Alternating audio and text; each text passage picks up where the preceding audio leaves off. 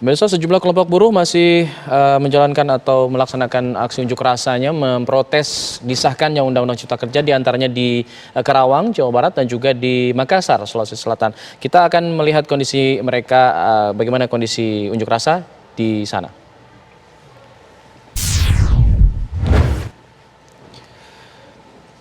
Ada rekan-rekan kami, ada Yasin Idris di Karawang, Jawa Barat, dan Andi Kumala di Makassar, di mana aksi unjuk rasa sudah berlangsung sepertinya. Yasin, kita ke Karawang dulu, seperti apa kondisinya hingga siang hari ini?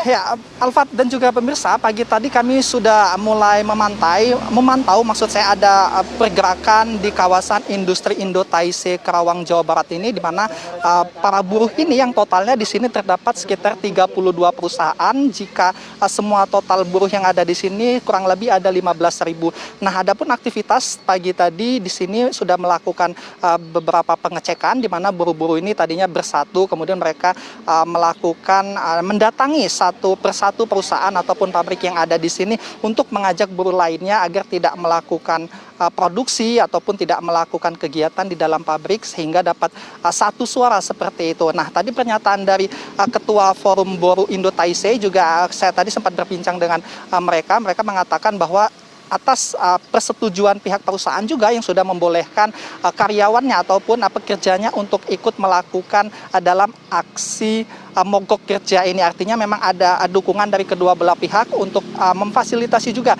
para pekerja ini dalam menyampaikan aspirasinya. Nah, kalau kita ketahui sendiri memang tuntutannya sama seperti buruh-buruh lainnya, di mana dalam Undang-Undang Cipta Kerja ini mereka menolak beberapa poin yang kita ketahui bersama, masalah upah, kemudian tentang bagaimana nantinya karyawan ini selain upah juga tentang beberapa poin penting lainnya yang nantinya diminta untuk tidak diikutkan dalam undang-undang yang sudah disahkan ini. Nah, kemudian adapun aktivitas yang rencananya nantinya akan dilakukan di kawasan industri Indo Taise ini akan berlangsung sampai dengan tanggal 8. Namun tadi sempat dikatakan oleh Ketua Forum Pekerja di Indo Taise, kepastiannya menunggu pada pukul 6 sore nanti karena akan ada instruksi dari pusat seperti itu, apakah nantinya besok akan dilanjutkan atau hanya berhenti sampai dengan hari ini saja. Kami tentunya juga masih menanti keputusan itu. Namun yang kami pantau juga di kawasan industri Indo Taise Karawang, Jawa Barat ini, kami melihat untuk petugas pun juga ada yang menjaga seperti kepolisian yang ikut memantau supaya terselenggaranya aksi ini dapat berjalan dengan lancar sehingga tidak terjadi sesuatu hal apapun seperti itu, Alfat. Yasin, kalau kita lihat kondisinya di sana cukup ramai, bagaimana mereka bisa menjamin protokol kesehatan tetap dijalankan? Baik, iya. Tadi kami juga sempat berbincang, ini kan di tengah COVID seperti apa penanganan mereka ini terkait dengan adanya aksi ini.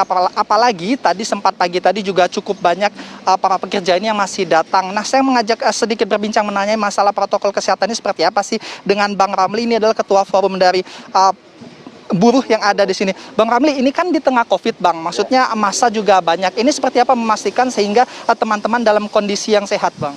Ya, kami menginstruksikan kepada kawan-kawan yang ikut menolak Omnibus Law hari ini dengan gerakan mogok nasional, kepada kawan-kawan kita memerintahkan untuk menggunakan protokol COVID-19, di mana teman-teman kita minta semua menggunakan masker, ya, mengatur jaraknya pada saat aksi. Ya, memang kita bisa pastikan dari semua yang ada buruh khususnya yang di Indonesia ini, dengan pergerakan yang begitu masif, begitu banyak, kita aksi damai, kita sampaikan bahwa ini adalah bentuk penolakan pergerakan buruh untuk menolak namanya Omnibus Law. Ya, secara protokol COVID kami sudah menginstruksikan kepada kawan-kawan untuk saling menjaga jarak, memakai masker, walaupun dan mengecekkan suhu. Saya pikir seperti itu. Bang Ramli, kalau di Indo Taise ini sendiri, apakah kan tadi totalnya ada sekitar 15.000 pekerja. Ini semuanya datang ke sini, apa memang sebagian ada yang di rumah saja gitu, Bang? Ya.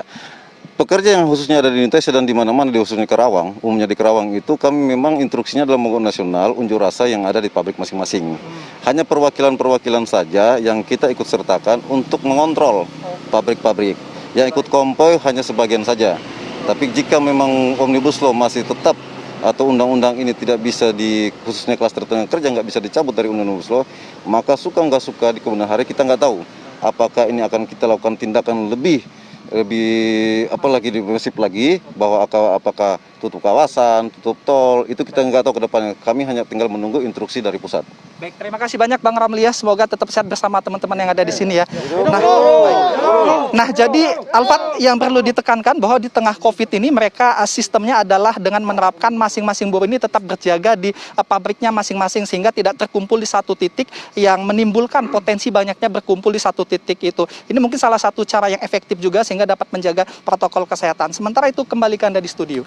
Yasin Idris mengabarkan langsung dari Karawang. Kita beralih ke Makassar, Sulawesi Selatan. Ada Andi Kumala. Mala, bagaimana kondisinya sudah cukup ramai seperti di belakang Anda?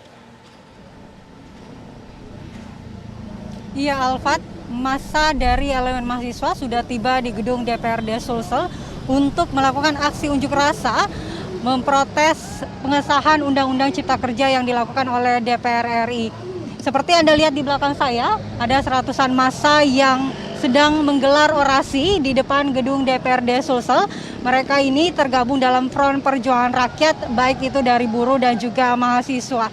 Dalam orasinya, mereka menyayangkan Dewan yang terhormat mengesahkan Undang-Undang Cipta Kerja yang selama ini banyak diprotes atau masih kontroversi di masyarakat, terutama di kalangan buruh, di mana mereka merasa banyak pasal-pasal yang merugikan buruh.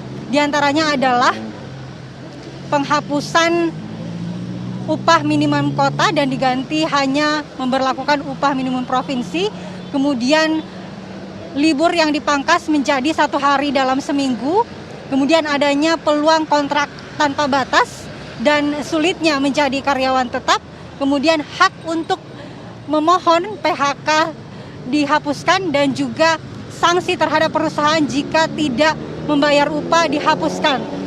Dan juga mereka menilai bahwa dengan adanya Undang-Undang Cipta Kerja, maka peluang perampasan lahan oleh pemerintah akan lebih besar dengan alasan investasi, karena adanya perluasan penciptaan lapangan kerja yang akan dilakukan oleh pemerintah. Dan sebetulnya aparat kepolisian tidak mengeluarkan izin untuk melakukan aksi unjuk rasa ini dengan alasan masih dalam masa pandemi dan juga sulitnya memberlakukan protokol kesehatan untuk berkerumun dalam aksi unjuk rasa ini. Namun ternyata massa dari elemen mahasiswa dan buruh tetap menggelar aksinya di depan gedung DPRD Sulsel. Aparat kepolisian juga tetap melakukan pengamanan sesuai dengan prosedur yang disiapkan. Di antaranya adalah 159 personil dan juga menyiagakan kendaraan Dalmas di sekitar gedung DPRD Sulsel. Mereka pun menyatakan bahwa jika aksi tetap dilakukan, maka aparat kepolisian akan melakukan upaya persuasif untuk membubarkan aksi, karena aksi ini tidak diizinkan oleh kepolisian daerah Sulawesi Selatan. Ya pemirsa, itu tadi yang dapat kami informasikan dari depan gedung DPRD Sulsel. Kita kembali ke Alfat di Jakarta. Andi Kumala mengabarkan langsung dari Makassar. Sebelumnya ada Yasin Idris dari Karawang, Jawa Barat.